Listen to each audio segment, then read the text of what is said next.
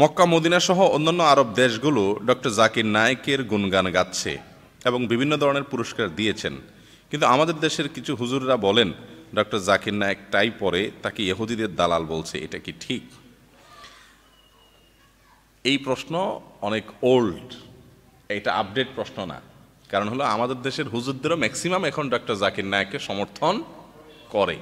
প্রথম একটু অনেক আলেমোলামারা একটু শক্ত করে বলছেন, কিন্তু সম্প্রতি আমাদের দেশে আলেমোলামারাও ডক্টর জাকির নায়েকের প্রশংসা করছেন, কারণ তিনি অমুসলিমদের মধ্যে ইসলামের সৌন্দর্যগুলোকে চমৎকারভাবে তুলে ধরছেন। বাকি তিনি মানুষ, তিনি কোনো ফেরেশতা না। আমাদের যেরকম ভুল হইতে পারে তারও এরকম ভুল হইতে পারে। এদেশে বা এই পৃথিবীতে কত হাজার কত লক্ষ ডাক্তার আছে, উনি কিন্তু ডাক্তার পেশাগতভাবে একজন চিকিৎসক। চিকিৎসকরা শুধু চিকিৎসাই করে, কিন্তু কোরআন হাদিস পড়ে, বাইবেল, গীতা, বিভিন্ন ধর্মের বই পুস্তক পড়ে ইসলাম ধর্মকে শ্রেষ্ঠ ধর্ম প্রমাণ করার জন্য একজন ডাক্তারই সবচেয়ে বেশি অগ্রগামী হয়ে গেছেন, তিনি হলেন ডাক্তার জাকির নায়েক। একটা ভালো কাজে আগায় গেছে, তাকে বাহবা দেওয়া উচিত নাকি আরো পিছায় টেনে দেওয়া উচিত? একটা ভালো কাজ করলে তাকে আরো বাহবা দেওয়া উচিত না?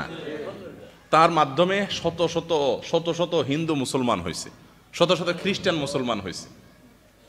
আমি ব্যক্তিগতভাবে দুবাইতে গিয়েছি তার দাওয়াতে, তাকে পাশে থেকে দেখেছি, তার সঙ্গে কথা বলেছি ঘন্টাকে ঘন্টা ধরে।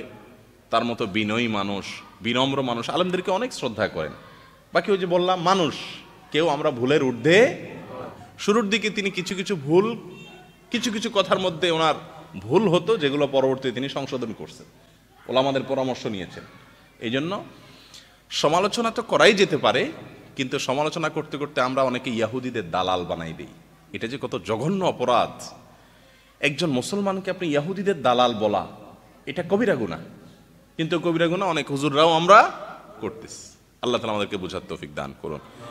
টাই পরার যে বিষয়টা, ওনাকে সরাসরি আমরা জিজ্ঞাসা করছি টাই পরার বিষয়ে দুবাইতে।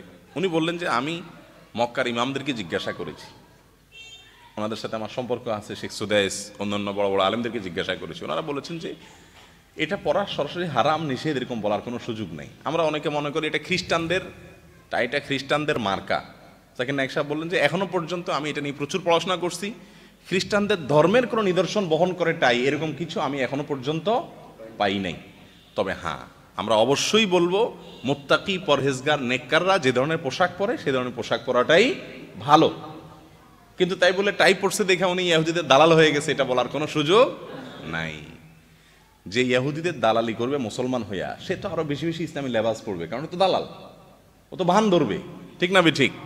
অতএব একজন মুসলমানকে ইহুদিদের দালাল বলা এটা জঘন্য অপরাধ। আমাদের কিছু হলে, আপনার সাথে আমার একটা মনের অমিল হলো, আমার সাথে আপনার কোনো বিষয় মতের অমিল হলো, আমার কোনো মাসালা আপনার ভালো লাগলো না, আপনি চট করে বলে দিলেন এই লোক অমুকের দালাল, এগুলা জঘন্য অপরাধ। এটা গালি দেওয়া, কুধারণা করা, কোনো মুসলমান সম্পর্কে কুধারণা করা জায়েজ আছে? জায়েজ নাই। আল্লাহ আমাদেরকে বোঝার তৌফিক দান করুন।